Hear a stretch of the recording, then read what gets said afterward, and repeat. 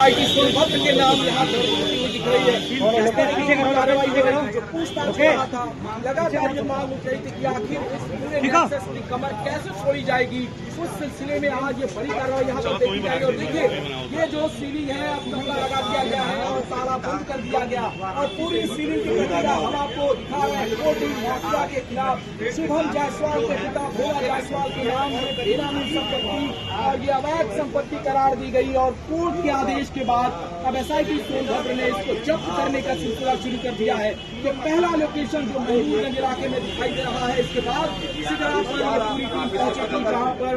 शुभम जायसवाल ने जमकर आवाज बनाया हुआ था और दूसरा यहाँ पर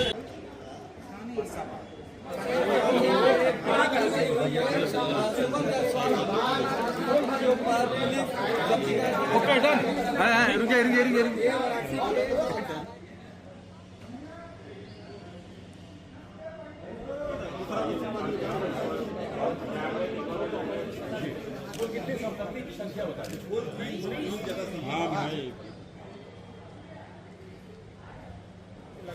भैया मामा और भी चाहिए कैमरा जूम नहीं होता क्या आपके सामने आएगी वाराणसी से